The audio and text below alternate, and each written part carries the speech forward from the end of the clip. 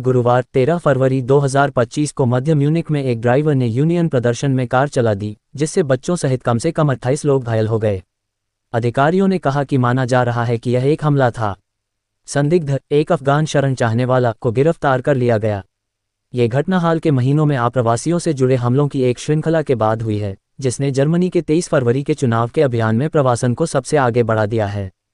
Police ने कहा कि सर्विस वर्कर्स यूनियन विधि के प्रदर्शन में भाग लेने वाले लोग सुबह करीब 10:30 बजे सड़क पर चल रहे थे, तभी कार ने सभा के पीछे चल रहे एक पुलिस वाहन को ओवरटेक किया, तेजी से आगे बढ़ी और समूह के पीछे जा घुसी।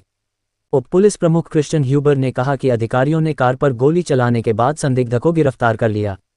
उन्होंने कहा कि माना जाता है कि कम से कम 28 लोग घायल हुए हैं, जिनमें से कुछ गंभीर रूप से घायल हैं। घटनास्थल पर जूतों सहित मलबे के साथ एक क्षतिग्रस्त मिनी देखी गई।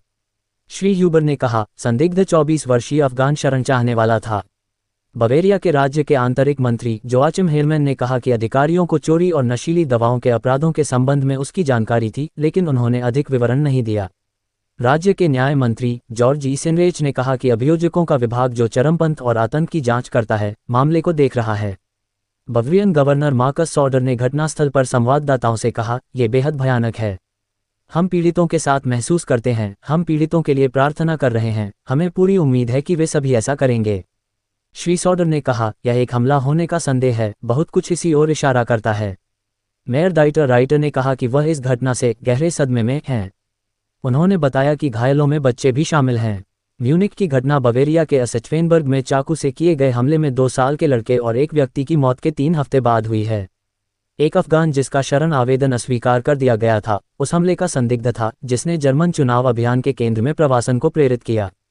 अस्चेफेनबर्ग हमला पिछले साल मैनहेम और सोलिंगन में चाकू से हुए हमलों के बाद हुआ था, जिसमें संदिग्ध क्रमशः अफगानिस्तान और सीरिया के अप्रवासी थे। बाद वाले मामले में एक अस्वीकृत शरण साधक भी था, जिसके बारे में माना जाता था कि वह देश छोड़ चुका था। दिसंबर में मैग्डेबर्ग में क्रिसमस बाजार में हुई कार टक्कर में संदिग्ध एक सऊदी डॉक्टर था, जो पहले विभिन्न क्षेत्रीय अधिकारियों के ध्यान में आया था। जर्मनी के मुख्य विपक्षी रूढ़िवादी गुट, जिसमें श्री सॉडर एक प्रमुख व्यक्ति हैं, ने अनियमित प्रवासन के लिए सख्त दृष्टिकोण की मांग की है, देश की सीमाओं पर कई और लोगों को वापस भेजने और निर्वासन में वृद्धि का आह्वान किया है। प्रवासन पर अंकुश लगाना जर्मनी के धुर दक्षिणपंथी अल्टरनेटिव के लिए भी एक मुख्य मुद्दा है, जिसे सर्वेक्षणों में रूढ़िवादियों के बाद दूसरे स्थान पर रखा गया है। यह इस बात का अधिक सबूत है कि हम एक के बाद एक हमले नहीं कर सकते और निराशा नहीं दिखा सकते, पुलिस को उनकी तैनाती के लिए धन्यवाद नहीं दे सकते, श्री सॉडर ने कहा। हमें वास्तव में कुछ बदलना होगा। यह इस तरह का पहला कृत्य नहीं है, इसलिए हम आज लोगों के साथ महसूस करते हैं, लेकिन साथ ही हम ये निर्धारित करते हैं कि जर्मनी में कुछ बदलाव होना चाहिए, और जल्दी से। केंद्र वामपंथी चांसलर ओलाफ स्कोल्स की सरकार ने कहा कि उसने अनियमित प्रवासन को कम करने के लिए पहले ही बहुत कुछ किया है और विपक्ष की योजनाएं जर्मन और यूरोपीय संघ के कानून के साथ असंगत हैं। श्री स्कोल्स ने नवीनतम घटना को वास्तव में भयानक बताया।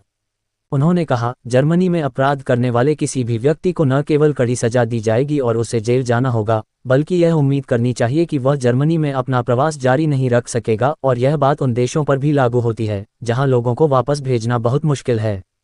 चांसलर ने कहा कि उनकी सरकार ने अगस्त में दोषी अपराधियों को एक उड़ान से अफगानिस्तान भेज दिया था और वह फिर से ऐसा करने के लिए काम कर रही है, और सिर्फ एक बार नहीं, बल्कि लगातार। बवेरियन राजधानी में आने वाले दिनों में भारी सुरक्षा देखने को मिलेगी, क्योंकि 3 दिवसीय म्यूनिख सुरक्षा सम्मेलन, अंतर्राष्ट्रीय विदेश और सुरक्षा नीति अधिकारियों की एक वार्षिक सभा शुक्रवार 14 फरवरी 2025 को शुरू हो रही है। श्री हेरमैन ने कहा कि अधिकारियों को विश्वास नहीं है कि कार को टक्कर मारने की घटना सम्मेलन से जुड़ी थी, लेकिन उन्हें अभी भी मकसद का पता लगाने की जरूरत है।